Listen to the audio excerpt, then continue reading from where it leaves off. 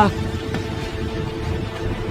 제 몸이 허공으로 붕 뜨는 순간 세상이 거꾸로 뒤집히는 것 같았습니다. 발밑이 쑥 꺼지는 아찔한 공포보다 더 끔찍한 건 바로 제 눈앞에 보인 장면이었습니다. 제 등을 떠민 아들의 두 손은 도살장 끌려가는 소처럼 떨리고 있었고 그 옆에선 며느리는 꼬리를 기괴하게 비틀며 웃고 있더군요. 비명조차 지르지 못하고 까마득한 절벽 아래로 떨어지며 저는 정신을 잃고 말았습니다. 하지만 그들은 몰랐습니다. 지옥 불구덩이 속에 떨어져도 억울해서 눈 못 감는 게 부모 마음입니다. 내 등을 떠민 자식놈들에게 부모가 쥐고 있는 마지막 회초리가 얼마나 매서운지 뼈저리게 보여주기 위해 저는 지옥에서 기어 올라왔습니다. 사연 시작 전 어디서 듣고 계신지 댓글 남겨주시면 여러분의 꿈이 모두 이루어지도록 제가 진심으로 기원하겠습니다. 오늘의 사연 시작합니다. 안녕하세요. 저는 지옥불 같았던 그날의 기억을 안고 돌아온 72 김영순입니다. 경기도 외곽의 낡은 빌라에서 평생 생선 비린내를 훈장처럼 달고 살며 자식을 키워낸 평범한 엄마였지요. 딱 일주일 전이었습니다. 시장통 좌판에 앉아 꽁꽁언 동태대가리를 치고 있는데 찬바람에 튼 손등이 논바닥처럼 갈라져 쓰라리더군요.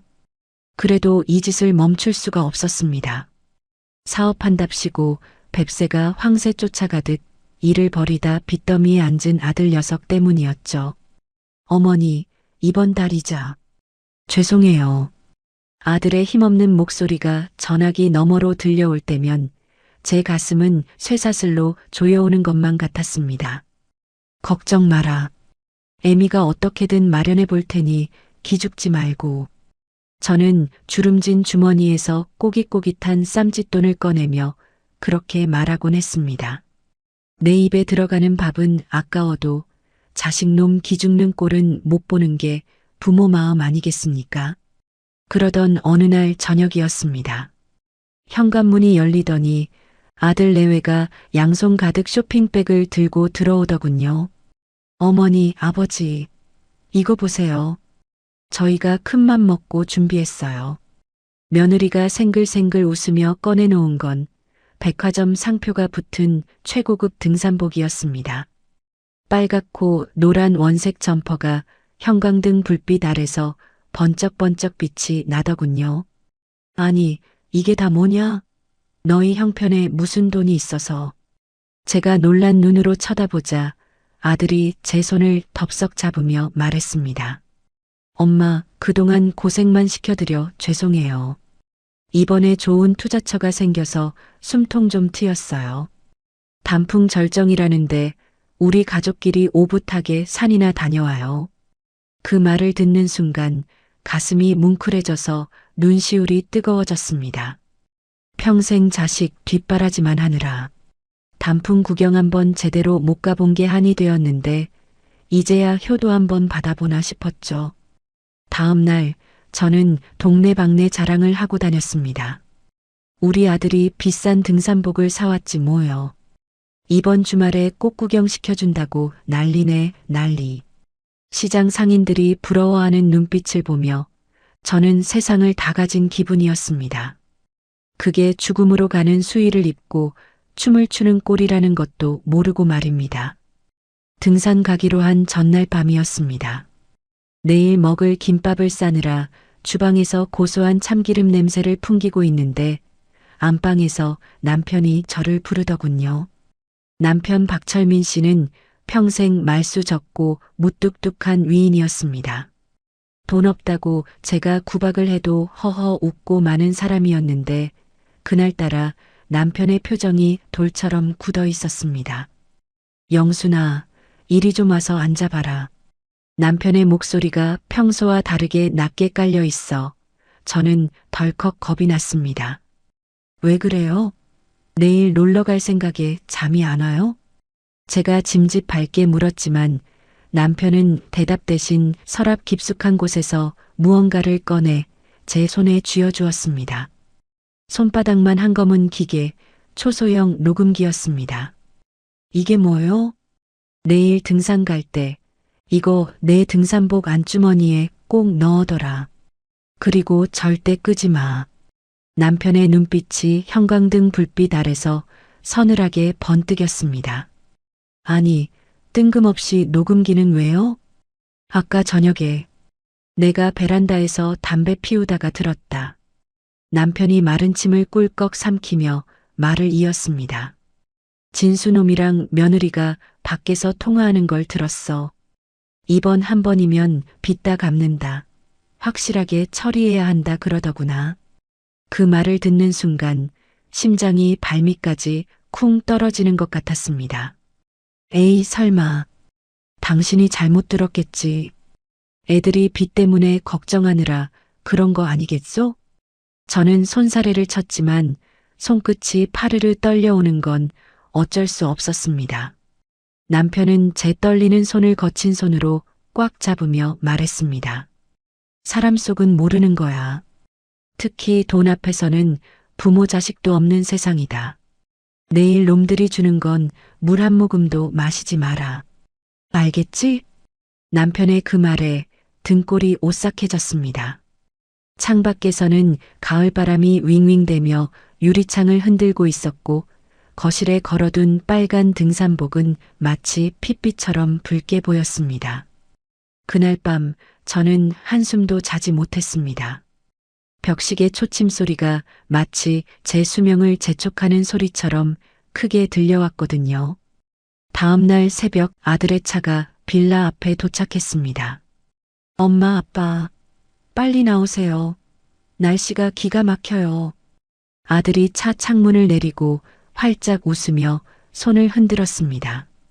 평소와 다를 바 없는, 아니, 평소보다 더 환한 미소였지요. 하지만 제 눈에는 그 미소가 왜 그리 낯설게만 보였는지 모릅니다. 차에 올라타자 며느리가 뒤를 돌아보며 상냥하게 말했습니다.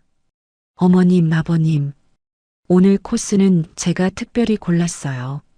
사람들도 없고 경치가 끝내주는 곳이래요.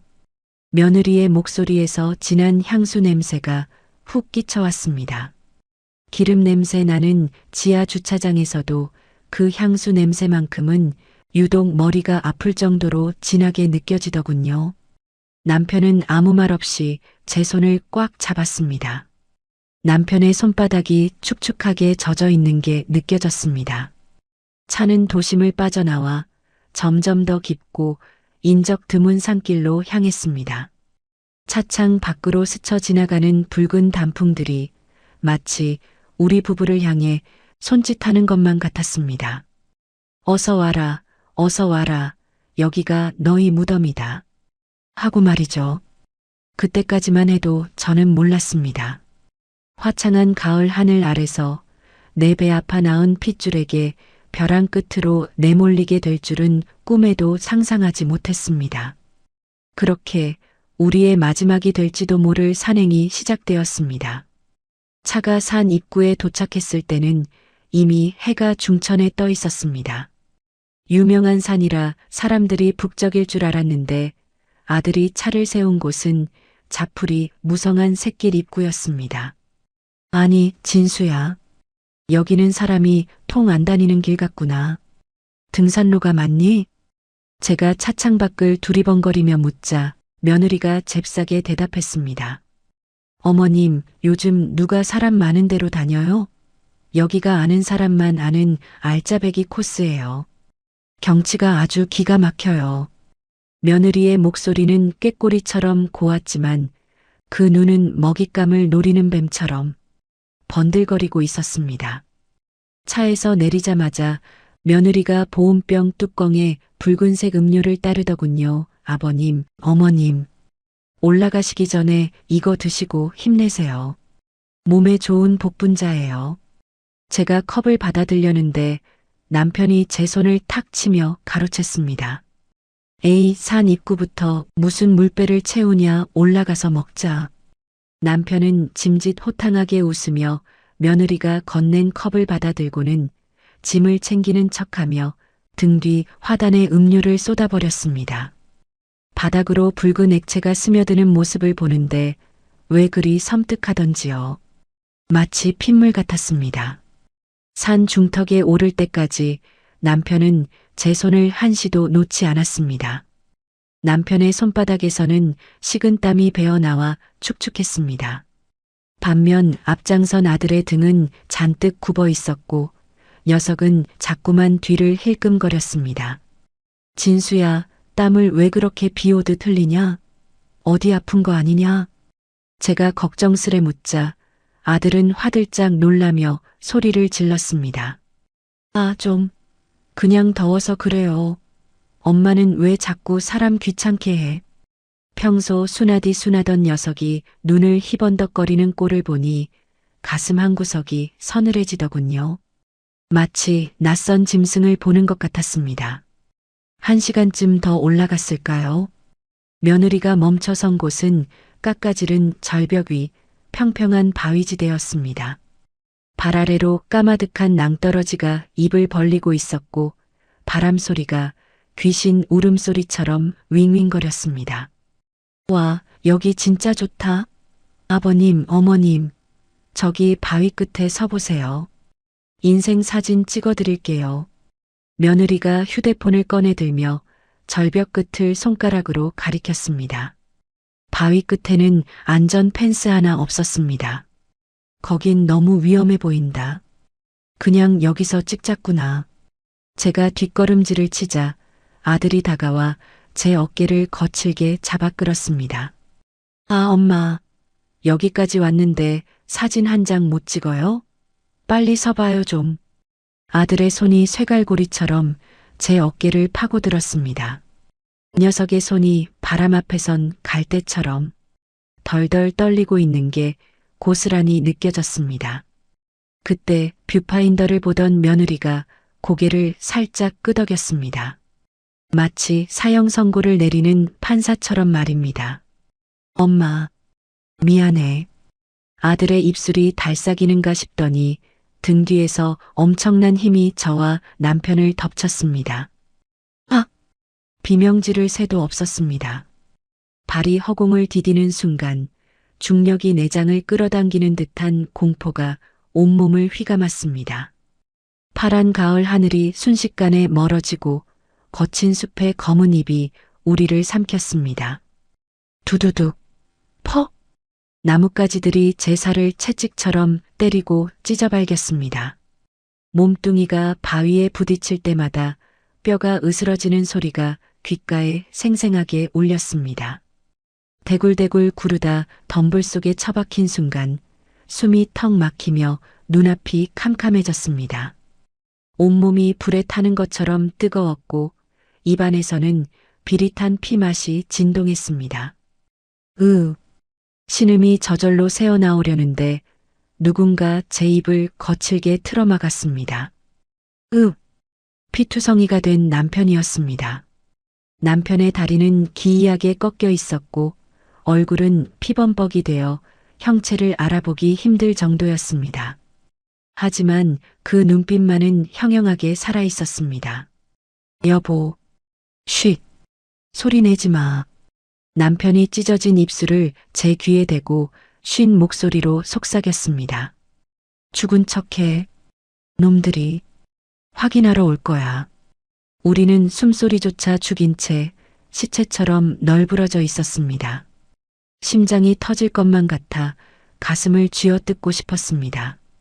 잠시 후 머리 위 까마득한 절벽 위에서 목소리가 바람을 타고 들려왔습니다. 남편은 고통을 참으며 주머니 속에 손을 넣고 녹음기 버튼을 눌렀습니다. 자기야, 확실해? 가서 확인해 봐야 하는 거 아니야? 며느리의 목소리였습니다. 사람을 밀어버리고도 태어난 그 목소리에 치가 떨려 온몸이 경련을 일으킬 뻔했습니다. 미쳤어? 저 높이에서 떨어졌는데 어떻게 살아? 그리고 내려가는 길도 없어. 아들의 목소리는 공포에 질려 갈라져 있었습니다. 블랙박스 꺼놨지? CCTV 없는 거 확실하지? 다 확인했어. 제발 가자, 미정아. 누가 오면 어떡해. 알았어. 빨리 차 돌려. 신고는 내일 아침에 하는 거야. 알았지? 부르릉 멀어지는 자동차 엔진 소리를 들으며 저는 눈을 감았습니다. 눈꼬리를 타고 뜨거운 눈물이 흘러내려 흙바닥을 적셨습니다. 슬픔이 아니었습니다. 내 배 아파 낳은 자식이 돈 때문에 부모를 짐짝처럼 던져버렸다는 그 끔찍한 사실이 제 가슴을 난도질했습니다. 내 자식 박진수는 방금 저 절벽 위에서 죽었습니다. 지금 도망친 저것들은 그저 사람 가죽을 쓴 괴물일 뿐입니다. 여보, 우리 살아야 해. 남편이 제 손을 꽉 쥐었습니다. 뼈마디가 하얗게 질리도록 잡은 그 손에서 서늘한 살기가 느껴졌습니다. 살아서 저놈들 웃는 낯짝을 갈기갈기 찢어놔야 해. 저도 남편의 손을 마주 잡았습니다. 피 묻은 손과 손이 얽히며 우리는 지옥에서 돌아온 악기가 되기로 맹세했습니다. 산짐승 울음소리가 구슬프게 울려 퍼지는 춥고 긴 밤이 시작되고 있었습니다. 산속의 밤은 지옥보다 더 차갑고 길었습니다. 해가 떨어지자마자 칠흑 같은 어둠이 숲을 집어삼켰고 살을 애는 듯한 한기가 찢어진 옷 틈으로 파고들었습니다. 온몸이 사시나무 떨듯 떨려와 이가 딱딱 부딪혔습니다. 옆에 누운 남편은 불덩이처럼 뜨거웠다가 얼음장처럼 차가워지기를 반복했습니다. 여보, 정신 차려요. 잠들면 죽어요. 제가 울먹이며 남편의 뺨을 때렸지만 남편은 끙끙 앓는 소리만 낼 뿐 눈을 뜨지 못했습니다. 어디선가 부엉이 우는 소리가 들려오는데 그 소리가 마치 며느리의 비웃음 소리 같아서 귀를 틀어막고 싶었습니다. 어머님, 안녕히 가세요. 편안히 가세요. 환청이 귓가에서 윙윙거렸습니다. 그렇게 우리는 서로의 체온에 의지해 짐승처럼 웅크린 채 죽음과 싸우며 밤을 지새웠습니다. 얼마나 지났을까요? 새벽 안개가 자욱하게 깔릴 무렵 바스락거리는 발소리가 들려왔습니다. 산짐승인가 싶어 숨을 죽이고 있는데 웬 노인 하나가 지팡이로 풀숲을 헤치며 다가오더군요. 약초를 캐러 다니는 신만이었습니다. 아니, 이게 뭐야? 사람 아니요? 신만이가 우리를 발견하고 쏘스라치게 놀라 달려왔습니다. 아이고 세상에, 살아있어? 여보슈. 신만이의 거친 손이 제 맥을 짚었습니다. 그 투박한 손길이 어찌나 따뜻하던지 참고 있던 눈물이 왈칵 쏟아졌습니다. 살려주세요. 제 남편 좀 살려주세요. 신만이가 황급히 주머니에서 휴대폰을 꺼내 들었습니다. 가만히 있어봐요. 내가 119에 신고를. 그때였습니다. 의식을 잃은 줄 알았던 남편이 신만이의 바짓가랑이를 꽉 움켜쥐었습니다. 아, 안 됩니다. 신고는 안 됩니다. 남편의 목소리는 갈라져서 바람 빠지는 소리처럼 들렸습니다. 아니, 이 양반이 무슨 소리요? 뼈가 다 부러진 것 같은데 병원에 가야 살지. 신만이가 답답하다는 듯 소리쳤지만 남편은 고개를 저으며 품속으로 손을 가져갔습니다. 양복 안주머니 깊숙한 곳에서 피에 젖은 비닐봉지를 꺼내더군요. 그 안에는 남편이 비상금으로 챙겨둔 5만 원짜리 현금 뭉치가 들어 있었습니다. 이거 드릴 테니 경찰 말고 그냥 치료만. 남편이 숨을 헐떡이며 애원했습니다. 사연이 있어서 그럽니다. 제발 아무도 모르게. 남편의 눈빛이 너무나 간절해서였을까요? 아니면 늙은이들의 처참한 몰골이 안쓰러워서였을까요? 신만이는 한참을 고민하더니 긴 한숨을 내쉬며 휴대폰을 주머니에 넣었습니다. 허참 딱 보아하니 자식 놈들한테 당한 것 같은데. 네, 알겠소. 아는 의원이 하나 있으니 그리로 갑시다. 신만이의 낡은 트럭 짐칸에 실려 산을 내려오는 동안 덜컹거리는 진동이 온몸의 통증을 깨웠지만 저는 이를 악물고 참았습니다. 살아야 했습니다. 살아서 우리를 이 꼴로 만든 놈들에게 똑같이 돌려줘야 했으니까요. 우리가 도착한 곳은 간판도 제대로 달려있지 않은 시골 읍내의 허름한 의원이었습니다. 김 원장, 급한 환자여. 묻지도 따지지도 말고 일단 좀 살려놔봐. 신만이가 소리치자 안경 쓴 중년 의사가 뛰어나왔습니다. 의사는 우리의 상태를 보고 혀를 끌끌 차면서도 능숙한 솜씨로 응급처치를 시작했습니다.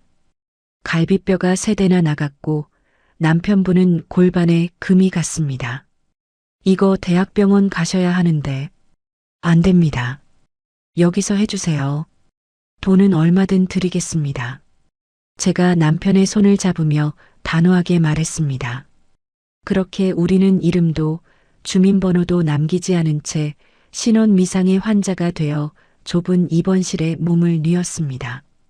소독약 냄새가 진동하는 그 좁은 방이 차가운 산속보다는 천국 같았습니다. 하지만 진짜 지옥은 몸이 편안해진 뒤에 찾아왔습니다. 이틀 뒤 신만이가 가져다 준 태블릿 PC로 뉴스를 보고 있을 때였습니다. 속보입니다. 유명 단풍 명산에서 70대 노부부가 실종된 지 3일째입니다. 앵커의 목소리와 함께 화면에 낯익은 얼굴이 등장했습니다. 아들과 며느리였습니다. 경찰서 앞에서 인터뷰하는 며느리의 눈에서는 닭똥 같은 눈물이 뚝뚝 떨어지고 있더군요. 어머님, 아버님, 제발 돌아만 오세요. 저희가 잘못했어요. 날도 추운데 어디 계신 거예요? 흑흑. 며느리가 휘청거리며 쓰러지는 신용을 하자 옆에 있던 아들이 며느리를 부축하며 카메라를 향해 고개를 숙였습니다. 부모님만 찾을 수 있다면 제 목숨이라도 내놓겠습니다. 제발 제보 좀 부탁드립니다. 우. 화면을 보던 저는 속에서 뜨거운 것이 치밀어 올라 헛구역질을 했습니다. 기가 막히고 코가 막힐 노릇이었습니다. 어쩜 저렇게 천연덕스럽게 거짓말을 할 수 있을까요? 내 목숨이라도 내놓겠다니 제 부모 목숨을 파리 목숨보다 못하게 여긴 놈이 할 소리입니까? 저 짐승만도 못한 놈들. 남편이 부들부들 떨리는 손으로 물컵을 집어 던졌습니다. 와장창 유리컵이 벽에 부딪혀 산산조각이 났습니다. 영순아, 똑똑히 봐라. 저게 우리 자식 놈들 진짜 얼굴이다. 슬퍼하는 게 아니야. 시체를 못 찾아서 보험금 못 할까봐 안달이 난 거야. 남편의 말에 가슴이 찢어지는 것 같았습니다. 잠시 후 신만이가 병실 문을 열고 들어왔습니다. 그의 손에는 흙투성이가 된 검은 비닐봉지가 들려 있었습니다. 부탁하신 거 가져왔소. 신만이가 봉지에서 꺼낸 건 사고 현장에서 수거해온 제 찢어진 등산복 조각과 바위에 묻어있던 핏자국을 찍은 사진들이었습니다.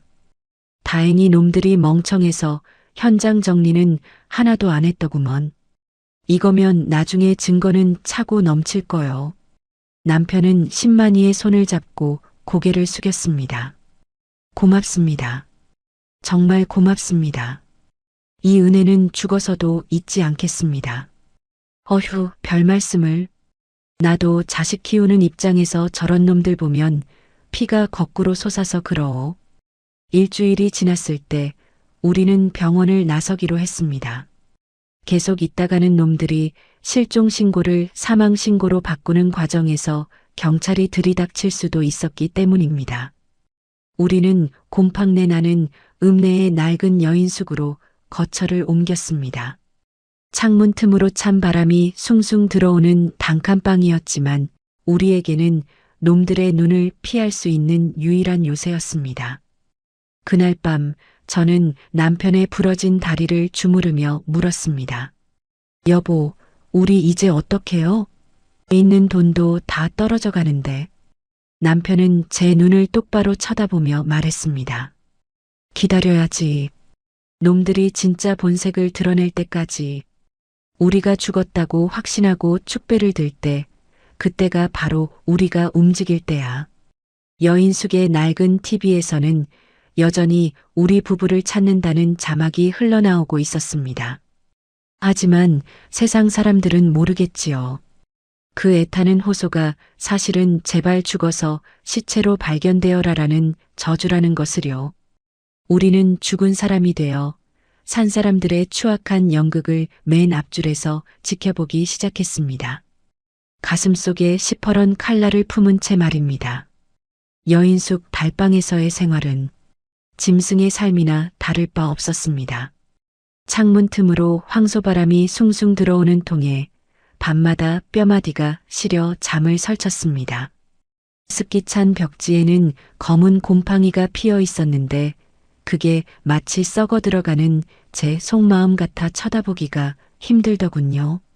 하루 두 끼를 불어터진 컵라면으로 때우다 보니 속이 쓰려 위장이 꼬이는 것 같았습니다. 하지만 육신의 고통은 견딜 수 있었습니다. 진짜 지옥은 벽에 걸린 낡은 달력을 볼 때마다 찾아오는 끝이 보이지 않는 막막함이었습니다. 사건이 있고 보름이 지났을 무렵 가을비가 추적추적 내리는 날이었습니다. 신만이 양반이 비에 젖은 생쥐꼴을 하고 헐레벌떡 여인숙 문을 열고 들어오더군요. 그의 표정이 잔뜩 찌푸려져 있는 게 심상치 않은 소식을 가져온 게 분명했습니다. 어르신들, 큰일 났소. 그놈들이 기어이 일을 저지르려는 모양이요. 무슨 일입니까? 경찰에 신고라도 했답니까? 남편이 절뚝거리며 일어나 물었습니다. 신만이가 젖은 모자를 털며 한숨을 푹 내쉬었습니다. 보험금을 타내려고 했는데 시신이 없으니 그게 안 되는 모양이요. 사채업자들이 집까지 쳐들어와서 행패를 부리고 난리가 났다더구먼. 그래서 급한 대로 집이라도 팔아서 빚을 막으려는 것 같소. 뭐라고요? 집을요? 제가 펄쩍 뛰며 물었습니다. 아니, 명의가 제 남편 앞으로 되어 있는데 당사자도 없이 어떻게 집을 판다는 말이요? 제 목소리가 파르르 떨렸습니다. 그러게 말이요. 동네 부동산 김씨 말로는 아들놈이 인감도장이랑 신분증을 위조해서 가짜 위임장을 만들었다고 합디죠. 매수자랑 짜고 뒤로 거래하는 소위 말하는 작업 대출 같은 걸 하려는 게지. 그 말을 듣는 순간 눈앞이 캄캄해지며 다리에 힘이 풀려 주저앉고 말았습니다. 평생 안 먹고 안 입으며 장만한 집이었습니다. 비가 오나 눈이 오나. 시장 바닥에 쭈그리고 앉아 동태내장을 따고 생선 비린내를 뒤집어 써가며 모은 피 같은 돈으로 산 내 집이었습니다. 그걸 자식놈이 훔쳐다가 도박빚 갚는 데 쓴다니 억장이 무너져 내리는 것 같았습니다. 가슴속에서 뜨거운 불덩이가 치밀어 올라 숨을 쉴 수가 없었습니다. 이 천하의 날강도 같은 놈들. 남편이 이를 갈며 주먹으로 방바닥을 내리쳤습니다. 쿵 하는 소리와 함께 방바닥에 깔린 얇은 장판이 찢어졌습니다. 하지만 우리에게는 당장 달려가서 막을 힘도 법적으로 따질 시간도 없었습니다. 우리는 세상에서 지워진 죽은 사람이나 다름없는 도망자 신세였으니까요. 아무리 발버둥 쳐도 저 거대한 탐욕의 굴레를 벗어날 수 없을 것만 같은 무력감이 쓰나미처럼 밀려왔습니다. 밤이 깊도록 빗소리는 그치지 않았습니다. 저는 이불을 머리끝까지 뒤집어 쓰고 소리 죽여 울었습니다. 신이 원망스러웠습니다. 왜 하필 우리에게 이런 시련을 주시는지 평생 착하게 살려고 발버둥 친 대가가 고작 이것인지 따져 묻고 싶었습니다. 자식에게 버림받고 집마저 뺏기고 이 냄새나는 여인숙 방에서 객사할 운명인가 싶어 서러움이 복받쳤습니다. 여보, 그냥 우리 다 잊고 어디 멀리 가서 죽을까요? 더 이상은 못 버티겠어요. 제가 약한 소리를 하자 남편이 제 어깨를 거칠게 잡아 돌려 세웠습니다. 어두운 방 안 남편의 눈빛만이 횃불처럼 이글거리고 있었습니다. 정신 차려. 죽긴 왜 죽어? 놈들 좋은 일 시킬 일 있어? 우리가 죽으면 그놈들은 춤추고 노래하며 우리 돈으로 호의호식할 거야. 그걸 보고도 눈이 감기겠어? 남편의 호통에 정신이 번쩍 들었습니다. 남편은 절뚝거리는 다리를 이끌고 방구석에 놓아둔 낡은 가방을 가져왔습니다. 등산 갈 때 맸던 그 허름한 배낭, 흙투성이가 된 그 가방이었습니다. 영순아, 잘 봐라. 내가 이걸 너한테 보여줄 날이 올 줄은 몰랐다. 아니, 보여주고 싶지 않았다. 남편은 주머니에서 작은 잭나이프를 꺼내더니 배낭의 밑바닥 안감을 찍 찢어발겼습니다. 투둑하는 소리와 함께 낡은 천이 뜯겨나가자 그 속에 숨겨져 있던 누런 서류 봉투 하나가 툭 떨어졌습니다. 이게 뭐예요? 제가 떨리는 손으로 봉투를 집어들었습니다. 봉투 안에는 묵직한 서류 뭉치와 함께 붉은 인주가 묻은 막도장 하나가 들어 있었습니다. 서류를 펼쳐본 저는 숨이 턱 막히는 것 같았습니다.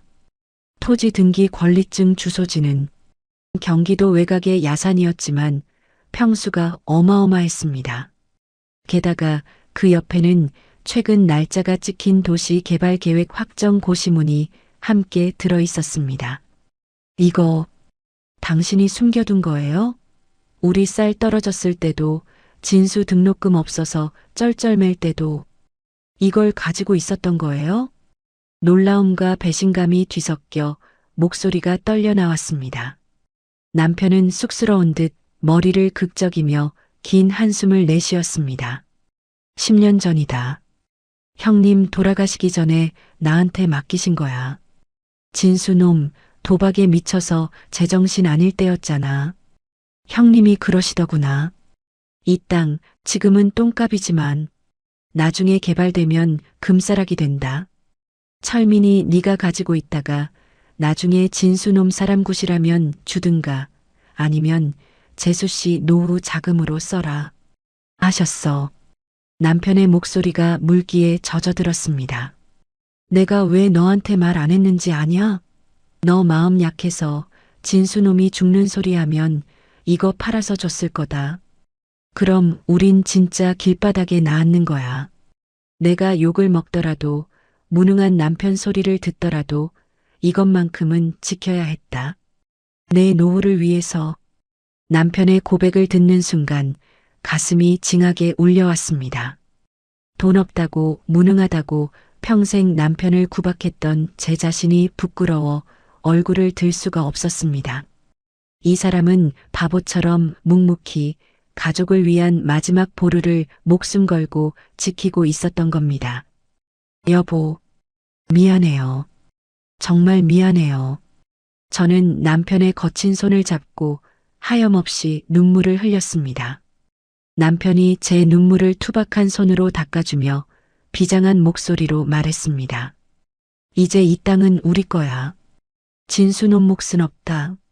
놈들이 우리 집 팔아먹으려는 날, 그날이 바로 우리가 돌아가는 날이야. 아주 보란듯이 다음 날부터 우리는 바쁘게 움직였습니다. 10만 이양반과 의원 원장님의 도움을 받아 죽은 자의 귀환을 준비하기 시작했습니다. 10만이가 며느리 단골 미용실 원장에게서 알아온 정보에 따르면 아들은 3일 뒤 오후 2시에 집에서 매수자와 계약을 치르기로 했다더군요. 그날이 우리의 디데이였습니다. 우리는 먼저 읍내 목욕탕으로 향했습니다. 뜨거운 물에 몸을 담그고 산속에서 묻은 흙먼지와 여인숙의 퀴퀴한 냄새를 씻어냈습니다. 떼수건으로 몸을 밀 때마다 자식에게 받은 상처와 모멸감도 함께 벗겨내는 심정이었습니다. 거울 속에 비친 제 몸은 멍투성이의 갈비뼈 부근이 시퍼렇게 멍들어 있었지만 눈빛만은 살아 있었습니다. 남편도 이발소에서 덥수룩한 수염을 깎고 머리를 단정하게 잘랐습니다. 말끔해진 남편의 얼굴을 보니 젊은 시절 저를 설레게 했던 그 당당함이 다시 보이는 듯 했습니다. 원장님, 염치 없지만 부탁 하나만 더 드려도 되겠습니까? 남편이 의원 원장에게 고개를 숙였습니다. 말씀만 하세요. 제가 도울 수 있는 건 다 돕겠습니다. 저희 부부 사람 꼴 좀 만들어 주십시오. 놈들 앞에 거짓꼴로 나타나서 비웃음 사고 싶지 않습니다. 아주 보란 듯이 떵떵거리는 모습으로 서고 싶습니다. 원장은 빙긋 웃으며 고개를 끄덕였습니다. 걱정 마세요. 제 동생이 읍내에서 양복점을 합니다.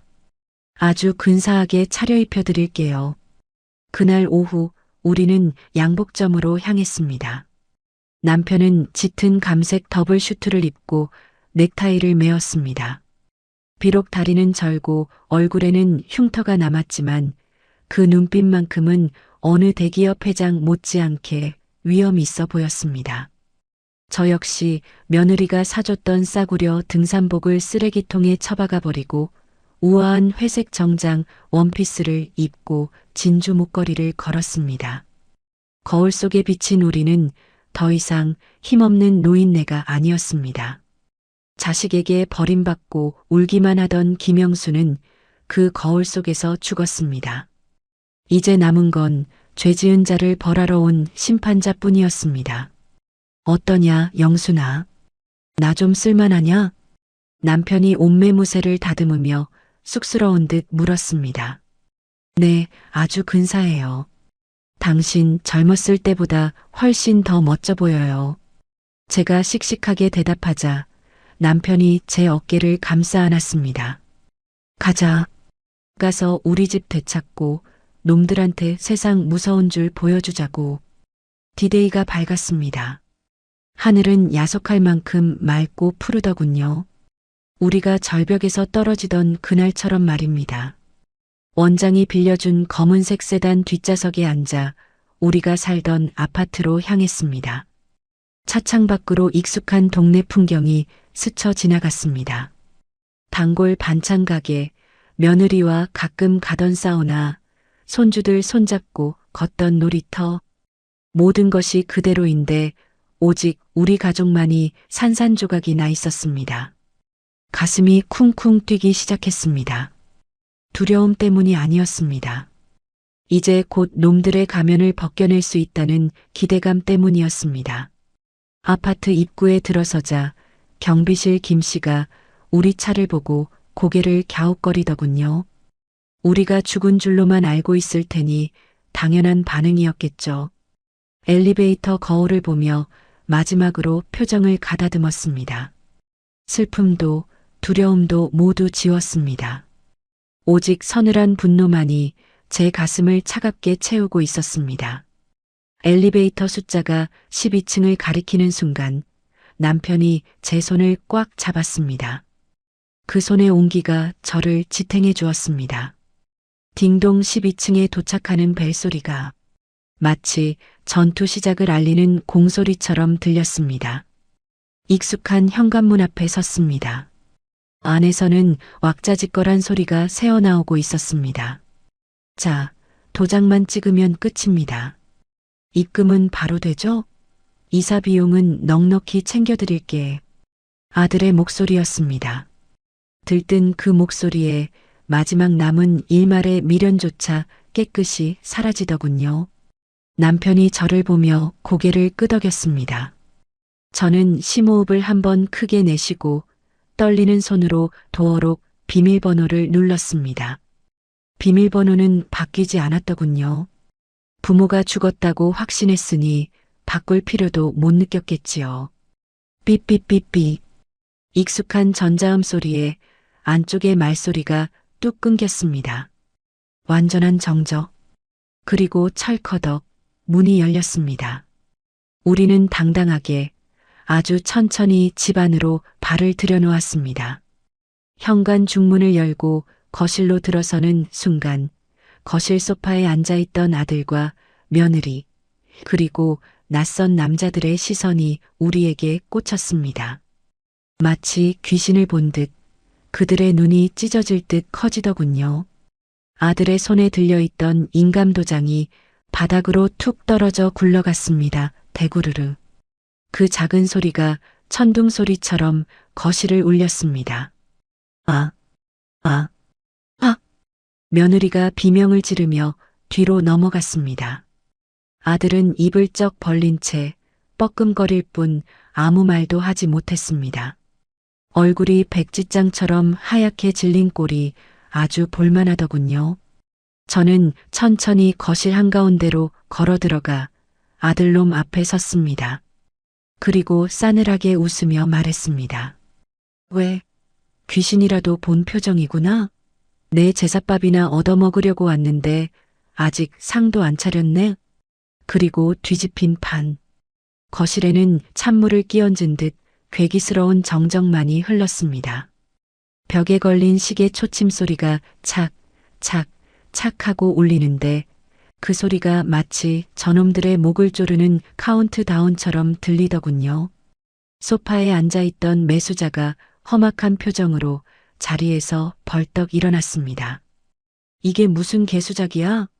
집주인 없다며, 실종이라며. 그 고함에 정신이 든 걸까요? 바닥에 주저앉아 입만 뻐끔거리던 아들 녀석이 엉금엉금 기어오더니 제 다리를 잡으려 손을 뻗었습니다.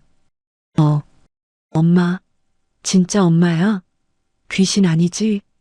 녀석의 손이 제 발목에 닿는 순간 소름이 온몸으로 쫙 끼쳤습니다.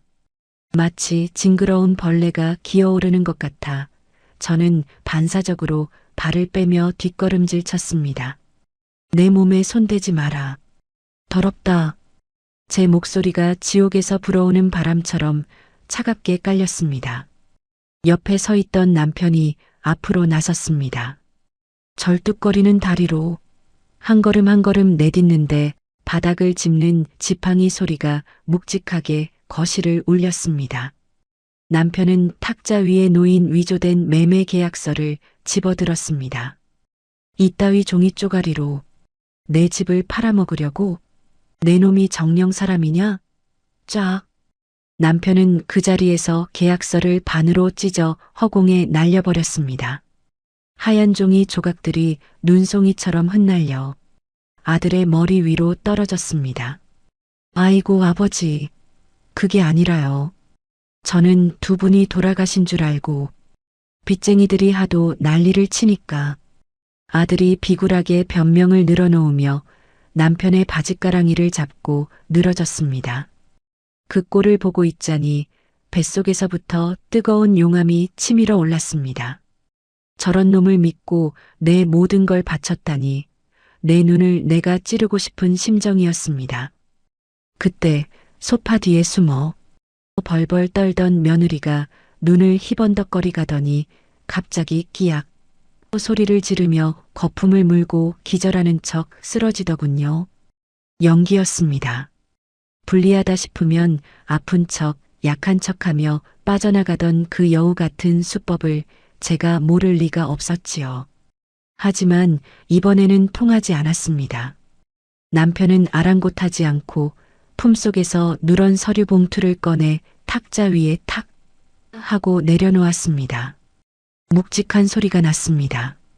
진수야, 이거 기억나냐? 네가 도박빚 때문에 팔아먹으려다 실패했던 그 야산 등기권리증이다. 아들의 눈이 동그랗게 커졌습니다. 그거 똥값이잖아요. 개발도 안 되고 똥값? 남편이 코웃음을 쳤습니다. 내 눈에는 똥으로 보였겠지. 그래서 내가 목숨 걸고 지켰다. 자, 이거 봐라. 남편이 봉투에서 도시개발 확정고시문을 꺼내 아들의 눈앞에 들이밀었습니다. 아들은 믿기지 않는다는 듯 서류를 낚아채 읽어내려갔습니다. 종이를 쥐고 있는 아들의 손이 사시나무 떨듯 격렬하게 떨리기 시작했습니다. 녀석의 동공이 지진 난 것처럼 흔들리더군요. 이거 대박이네. 아버지, 이거 보상금이 얼마예요? 네. 이거면 제 빚 다 갚고도 남잖아요. 아들의 눈빛이 순식간에 탐욕으로 번들거렸습니다. 방금 전까지 귀신을 본 듯 겁에 질려 있던 놈이 돈 냄새를 맡자마자 침을 질질 흘리며 달려드는 꼴이라니. 짐승도 저러지는 않을 겁니다. 그래, 어마어마한 돈이지. 이 아파트 10채를 사고도 남을 돈이다. 남편이 차분하게 말했습니다. 아버지, 그럼 저 좀 살려주세요. 저 이것만 있으면 다시 일어설 수 있어요. 네, 저 외아들이잖아요. 아들이 남편의 다리에 매달려 애원했습니다. 기절한 척하던 며느리도 어느새 눈을 번쩍 뜨고 일어나 앉아 귀를 쫑긋 세우고 있더군요. 남편은 싸늘한 눈으로 아들을 내려다보았습니다. 그래, 너 주려고 했었지. 네가 사람 굿이라면 주려고 형님하고 약속까지 했었다. 그런데 남편이 허리를 굽혀 아들의 눈을 똑바로 쳐다보았습니다. 너희는 기회를 놓쳤어. 절벽 위에서 나를 밀던 그 순간 너는 내 아들이 아니라 살인자가 된 거다. 이 돈은 단 한 푼도 너한테 안 간다. 다 사회에 환원하더라도 내 놈 주머니에는 10원 한 장 안 들어갈 거다. 네, 아버지, 그게 무슨 말씀이세요? 핏줄한테 어떻게 그러실 수가 있어요? 아들이 발악하며 소리를 질렀습니다. 그 순간 더 이상 참을 수 없었던 제가 나섰습니다. 핏줄? 지금 핏줄이라고 했냐? 저는 있는 힘껏 손을 들어 아들의 뺨을 후려쳤습니다. 짝. 살과 살이 부딪히는 파열음이 거실 가득 울려 퍼졌습니다. 제 손바닥이 얼얼할 정도로 센 일격이었습니다. 아들의 고개가 획 돌아가고 입가에서 피가 터졌습니다. 내 아들 박진수는 열흘 전 그 산에서 죽었다. 절벽에서 떨어질 때 내 가슴 속에 있던 아들은 이미 죽어서 장례까지 치렀어. 지금 내 눈앞에 있는 건 부모 목숨 팔아먹으려는 괴물일 뿐이야. 제가 피를 토하듯 절규했습니다. 가슴 속에 맺혀있던 응어리가 터져 나오며 눈물이 주룩주룩 흘러내렸습니다. 어머니. 아들이 멍한 표정으로 저를 올려다보았습니다. 그때 며느리가 기어와 제 다리를 붙잡으며 가증스러운 눈물을 흘렸습니다. 어머님 잘못했어요. 제가 미쳤었나 봐요. 한 번만 용서해 주세요. 손주들 생각해서라도. 이거 안 나. 저는 며느리의 어깨를 발로 밀쳐내며 소리쳤습니다. 손주? 내년이 감히 내 새끼들 이름을 입에 올려? 애들한테 할아버지 할머니가 죽었다고 거짓말 시킨 게 누군데? 저는 식탁 위에 있던 물병을 들어 며느리의 얼굴에 뿌려버렸습니다. 아! 며느리가 비명을 지르며 물에 빠진 생쥐꼴이 되었습니다. 화장이 번져 검은 눈물 자국이 얼굴을 뒤덮은 꼴이 꼭 마귀알몸 같더군요. 지켜보던 매수자가 기가 막히다는 듯 혀를 찼습니다. 와, 세상에 이런 페륜아들이 다 있나? 내 살다 별꼴을 다 보네. 야, 내 계약금 당장 토해내. 안 그러면 지금 바로 경찰 부를 거야. 매수자가 아들의 멱살을 잡고 흔들었습니다. 아들은 사색이 되어 드릴게요. 드린다고요. 하며 비명을 질렀습니다. 당장 나가. 남편이 현관문을 가리키며 나직하지만 단호하게 말했습니다. 뭐하고 있어? 내 집에서 당장 꺼져. 아들과 며느리는 서로 눈치만 보며 쭈뼛거렸습니다. 안 나가. 제가 현관 옆에 놓인 그들의 신발을 집어 밖으로 내던졌습니다. 그리고 옷걸이에 걸린 며느리의 명품 가방과 아들의 재킷도 닥치는 대로 집어 던졌습니다. 갈게요. 간다고요. 아들이 매수자에게 멱살을 잡힌 채 질질 끌려나갔고 며느리도 허겁지겁 신발도 제대로 못 신은 채 도망치듯 현관을 빠져나갔습니다. 두고 봐요.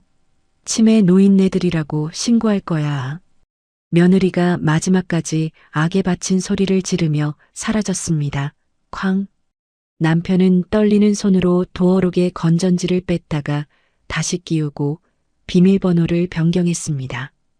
띠리릭 잠금 장치가 돌아가는 소리가 들리고 나서야 비로소 집 안에는 정적이 찾아왔습니다.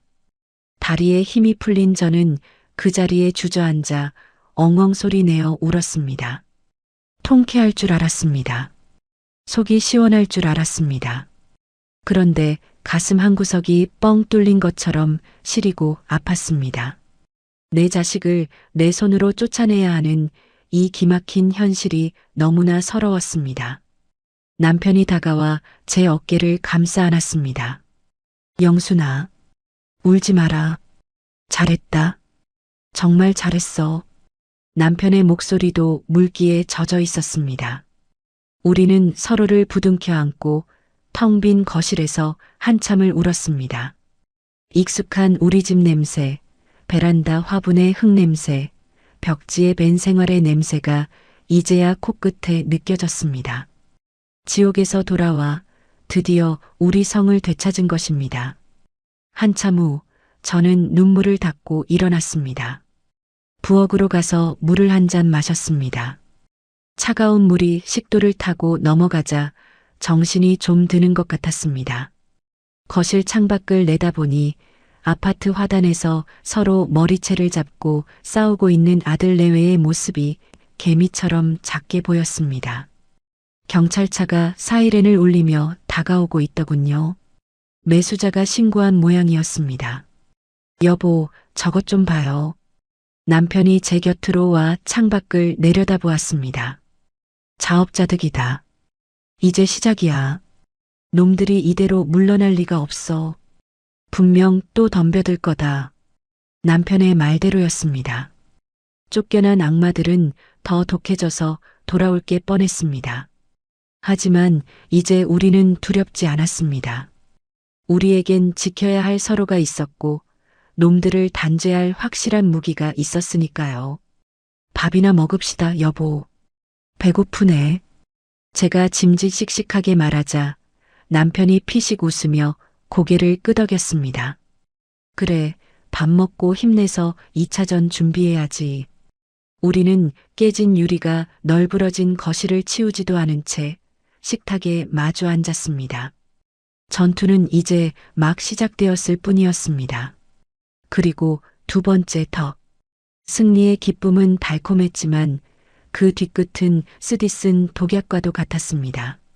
아들 내외를 쫓아내고 우리 집을 되찾았다는 안도감은 딱 사흘을 가지 못했습니다. 전쟁은 아직 끝나지 않았고 궁지에 몰린 쥐는 고양이에게 덤벼드는 법이니까요. 사흘 뒤 아침이었습니다. 여보, 이것 좀 봐라. 큰일 났다. 남편이 심각한 얼굴로 휴대폰을 내밀었습니다. 화면을 들여다본 저는 숨이 턱 막혀 말이 나오지 않았습니다. 지역 맘카페와 인터넷 커뮤니티에 충격 고발이라는 제목의 글이 도배되어 있더군요. 치매 걸린 시부모가 빚더미에 앉은 자식을 길바닥으로 쫓아냈습니다. 제발 도와주세요. 작성자는 며느리였습니다. 글 내용은 기가 막혔습니다. 자신들은 사업 실패로 힘들어도 부모님을 모시려 애썼는데 시부모가 노망이 나서 스스로 산에서 굴러떨어지고는 자식들이 밀었다고 덮어 씌운다는 것이었습니다. 심지어 우리가 보험금을 타내려고 자작극을 벌였다는 말도 안 되는 소설을 써놨더군요. 하지만 진짜 제 가슴을 후벼 판 건 글 밑에 첨부된 동영상이었습니다. 할머니, 할아버지 무서워요. 우리 집에 들어가게 해주세요. 엉엉. 눈에 넣어도 아프지 않을 제 손주들이었습니다.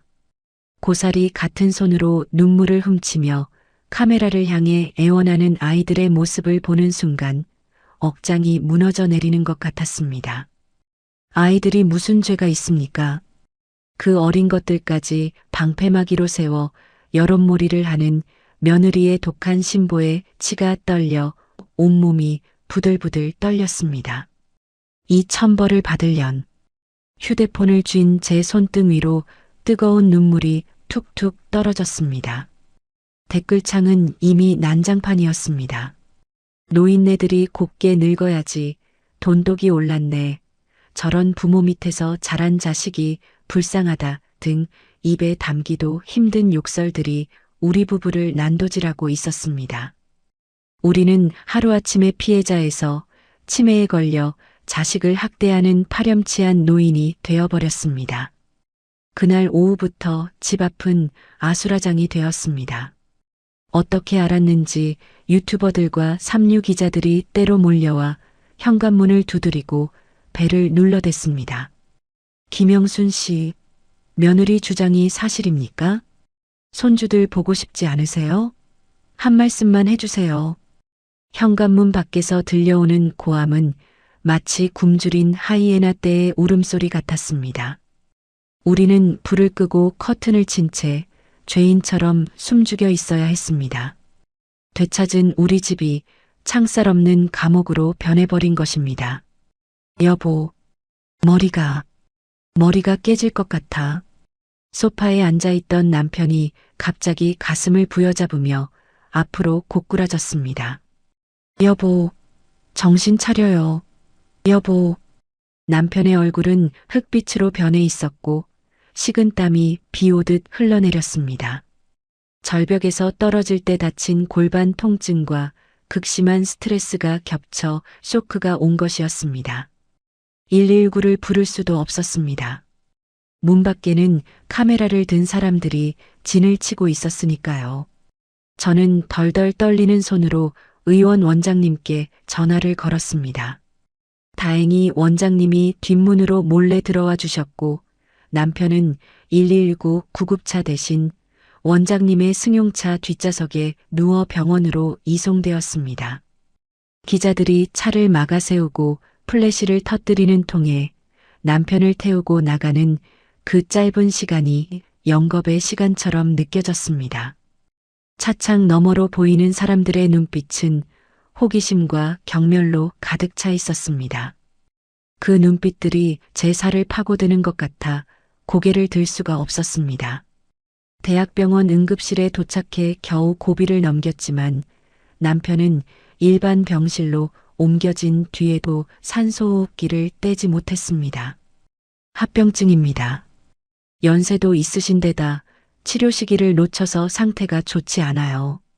안정을 취하셔야 합니다.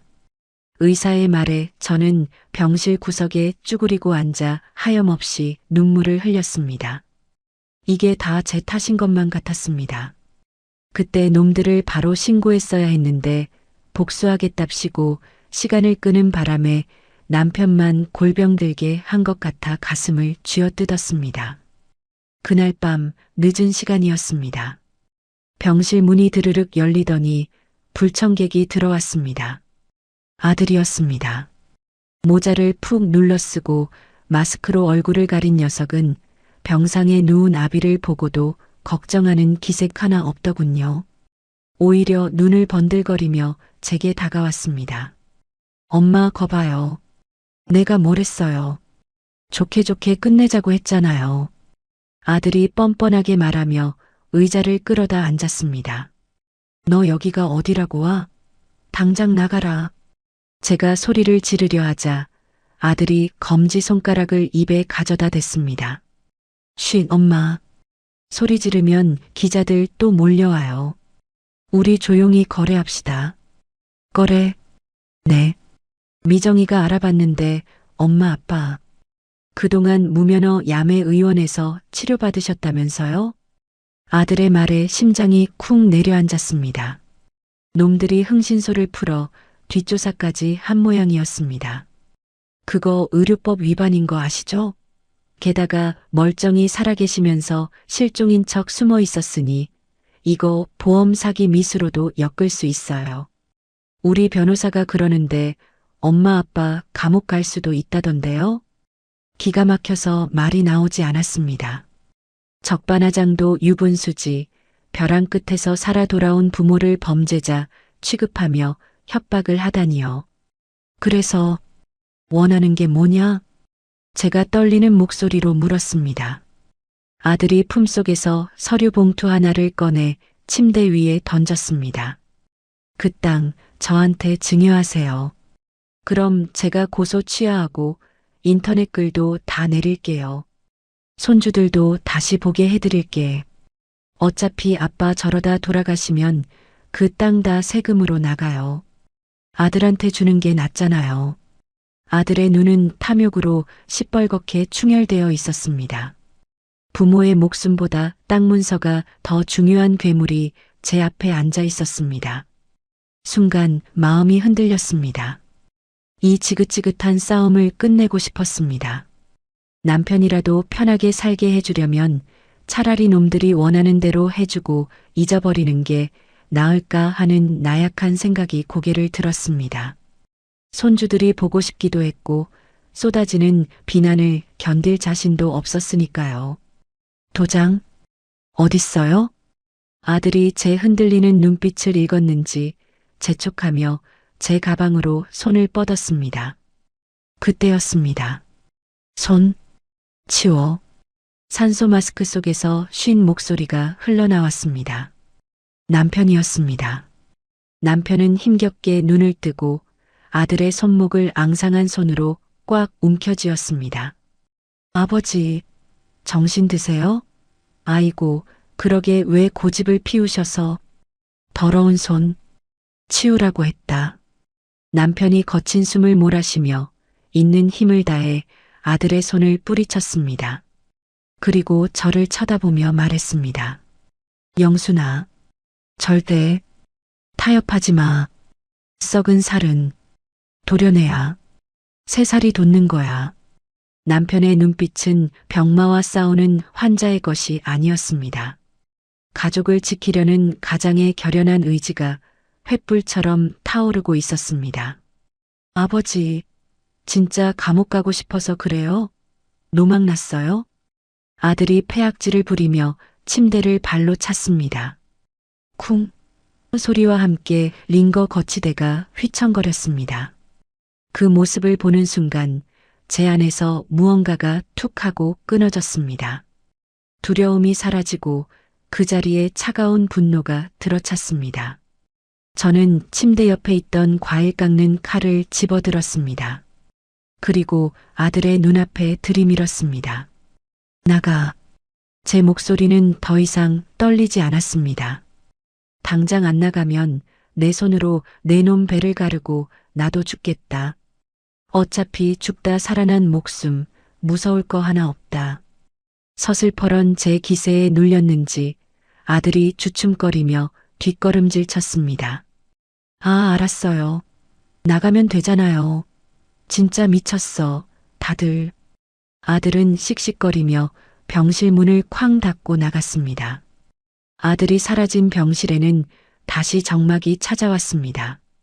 기계음 소리만 삐삐 규칙적으로 울리고 있었습니다. 저는 남편의 손을 잡고 침대에 얼굴을 묻었습니다. 미안해요, 여보. 내가 잠시 마음이 약해졌었어요. 남편이 제 머리를 쓰다듬어 주었습니다. 그 투박한 손길에서 전해지는 온기가 제게 말해주는 듯 했습니다. 이제 물러설 곳은 없다고. 죽기 살기로 싸워서 저 악마들을 단죄하는 것만이 우리가 살 길이라고. 다음 날 아침 저는 변호사를 불렀습니다. 그리고 10만 이 양반과 의원 원장님께도 연락을 취했습니다. 이제 끝을 봅시다. 제가 가진 모든 걸 걸고 싸우겠습니다. 더 이상 숨지 않기로 했습니다.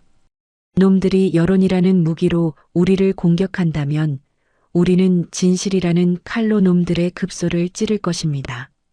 치매 노인? 자작극? 어디 마음껏 떠들어 보라지요. 진짜 지옥이 어떤 곳인지 이제부터 놈들에게 똑똑히 보여줄 테니까요. 그리고 무너진 모래성. 결전의 날이 밝았습니다. 아들이 우리 부부를 보험 사기 및 무고죄로 고소한 건에 대한 대질 조사가 있는 날이었습니다. 경찰서 앞은 아침부터 북새통이었습니다. 며느리가 어디서 돈을 썼는지 정체불명의 1인 시위자들이 폐륜 시부모 구속하라는 피켓을 들고 서 있었고 유튜버들은 카메라를 들이대며 자극적인 제목을 뽑아내느라 혈안이 되어 있더군요. 어르신, 준비되셨습니까? 변호사가 비장한 표정으로 물었습니다. 남편은 휠체어에 앉아 굳게 담은 입술로 고개를 끄덕였습니다. 저 역시 남편의 어깨에 손을 올리고 떨리는 가슴을 진정시켰습니다. 오늘이 지나면 둘 중 하나는 끝장이 날 것입니다. 저들이 죽든 우리가 죽든 말입니다. 조사실 문을 열고 들어가자 아들과 며느리가 먼저 와 앉아 있더군요. 녀석들은 우리를 보자마자 아이고 뻔뻔하기도 하지 하며 콧방귀를 뀌었습니다. 며느리는 한술 더 떠 경찰관에게 눈물 연기를 시작했습니다. 형사님, 저 노인네들 보세요. 아프다더니 멀쩡하잖아요. 다 쇼라니까요. 우리 남편 돈 뜯어내려고 자작극 벌인 거예요. 담당 형사가 곤란한 듯 머리를 극적이며 우리를 쳐다보았습니다. 어르신들 앉으시죠. 오늘 양쪽 말 다 들어보고 증거 확실하면 바로 영장 칠 겁니다. 거짓말하시면 큰일 납니다.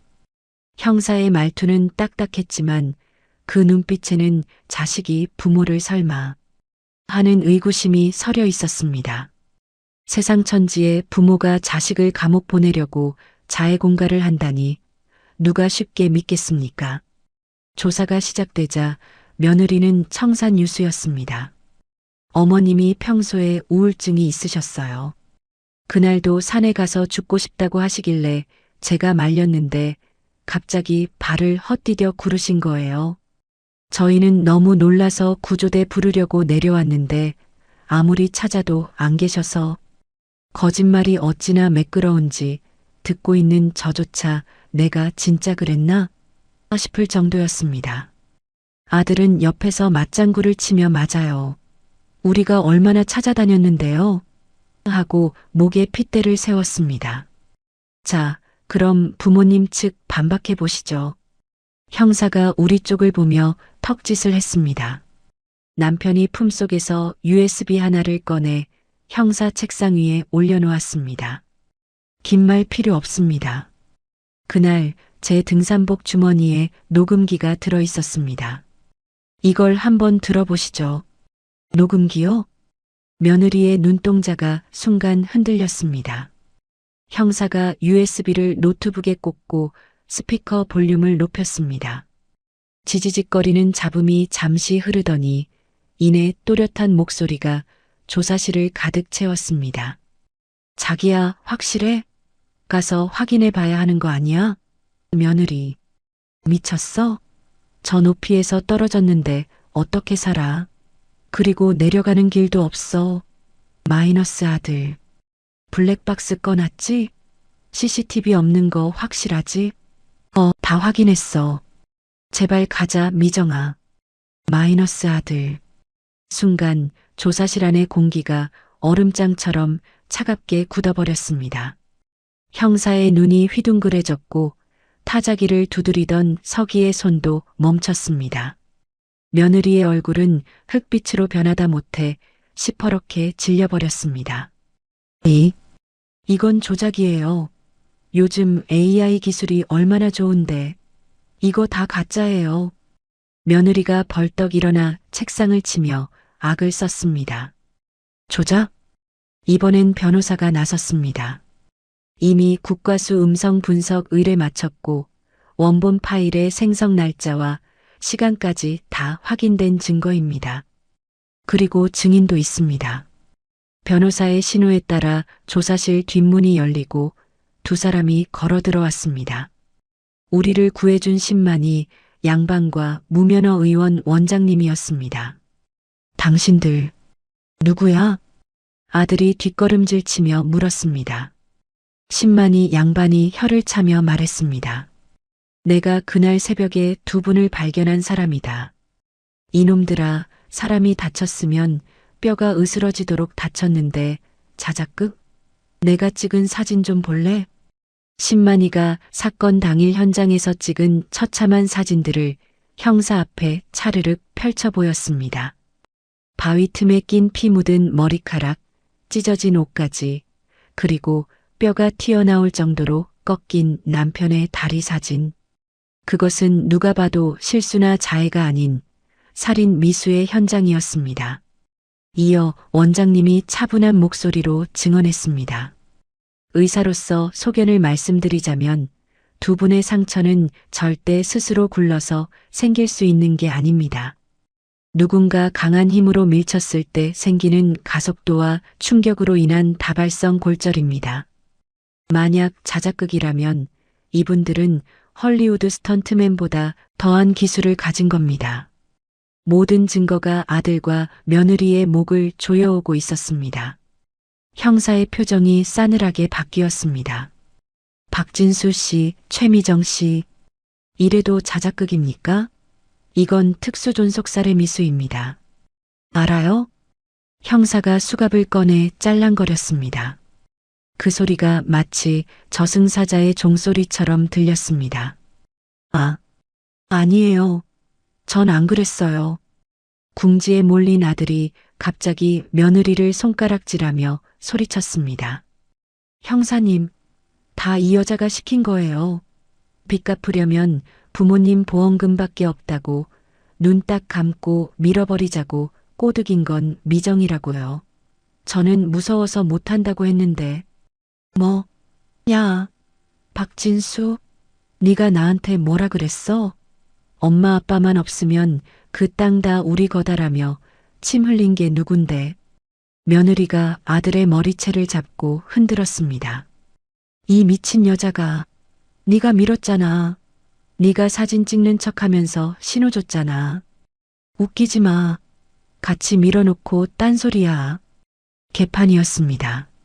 방금 전까지 인꼬 부부인 척, 효자인 척 연기하던 놈들이 수갑 앞에서는 서로를 물어뜯는 짐승이 되어 있었습니다. 조사실 바닥을 뒹굴며 서로의 얼굴을 핥히고 욕설을 퍼붓는 그 추악한 꼴을 보며 저는 눈을 질끈 감았습니다. 가슴이 찢어질 듯 아팠습니다.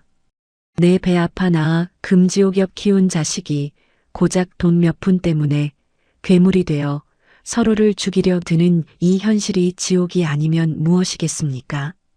그만해. 이 짐승만도 못한 놈들아. 남편이 휠체어에서 벌떡 일어나 호통을 쳤습니다. 우렁찬 고함에 엉겨붙어 싸우던 놈들이 멈칫했습니다. 남편의 눈에서 뜨거운 눈물이 주르륵 흘러내렸습니다.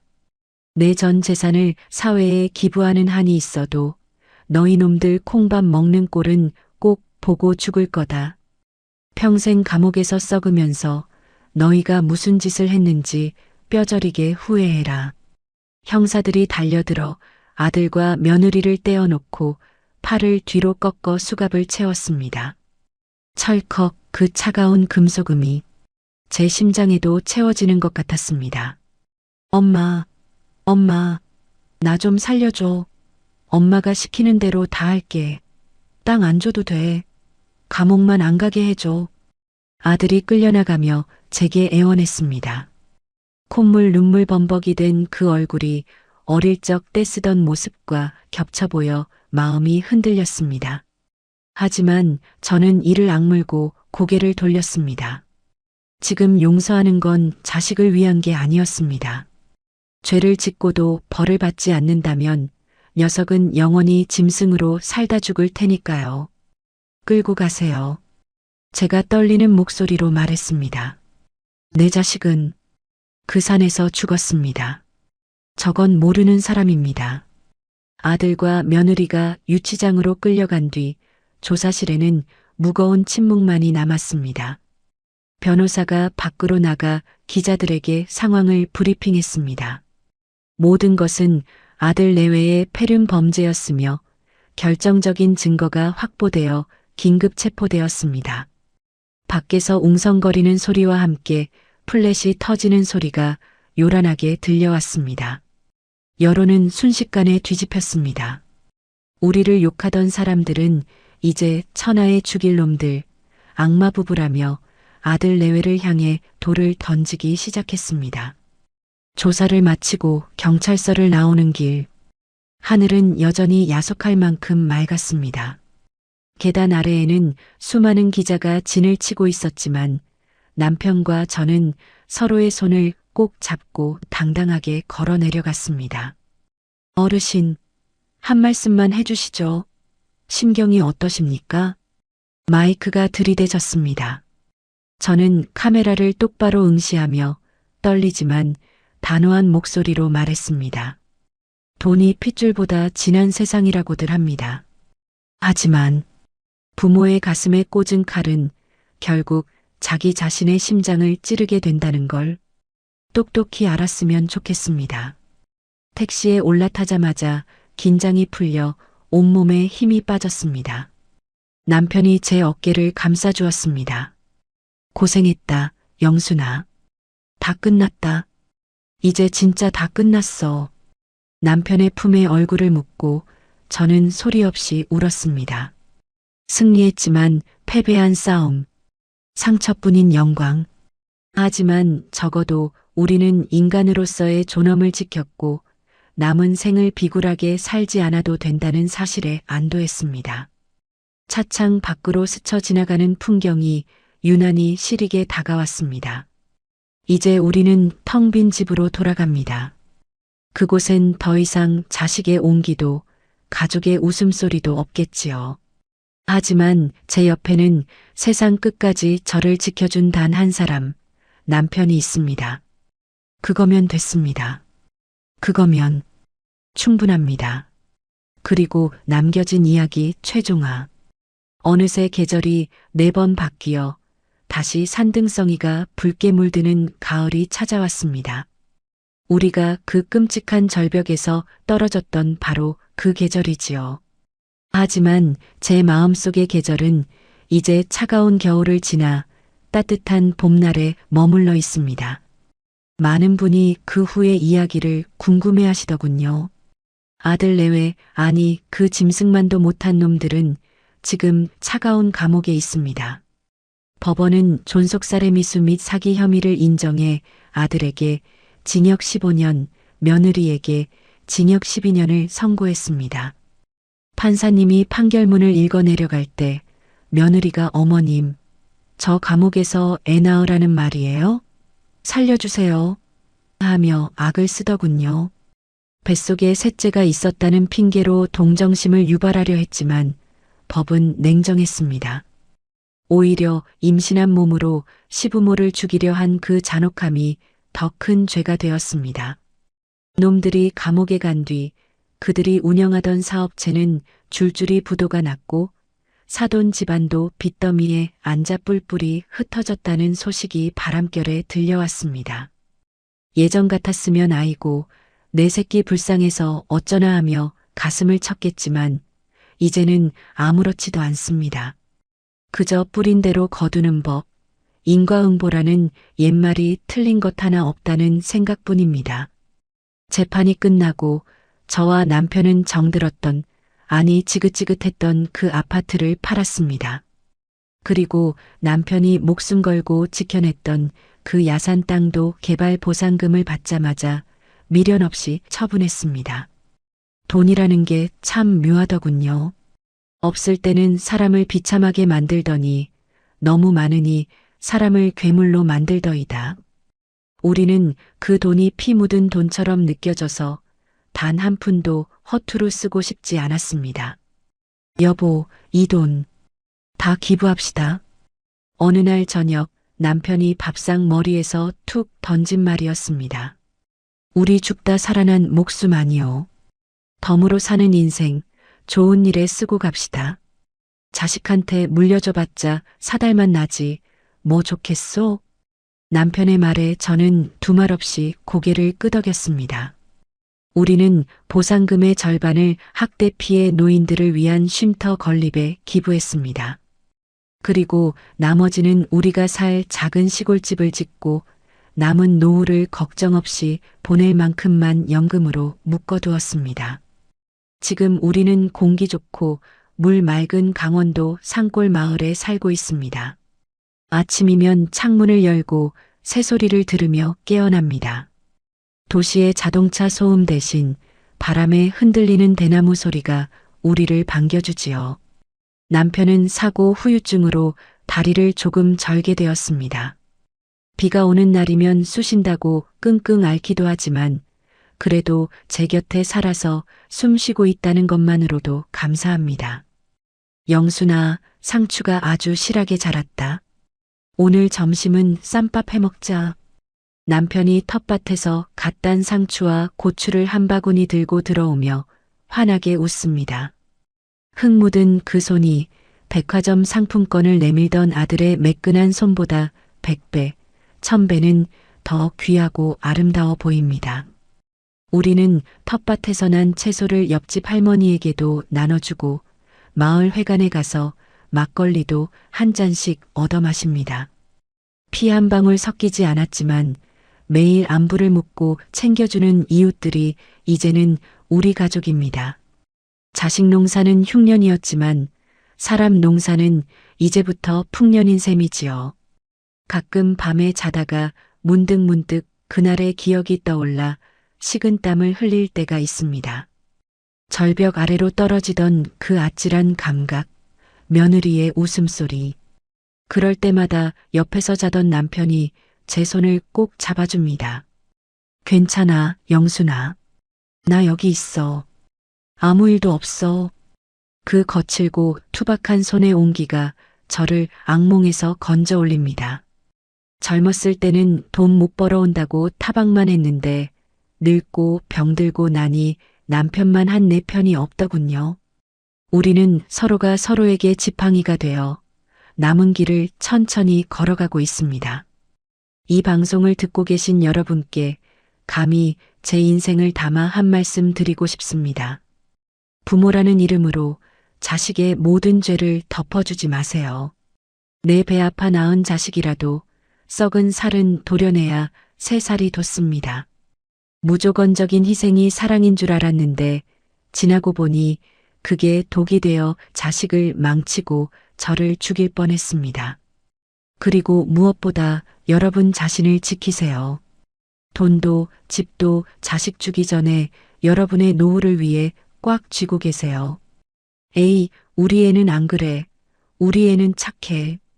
저도 그렇게 믿었습니다. 하지만 돈 앞에서는 부모 자식도 형제도 없다는 걸 뼈저리게 겪었습니다.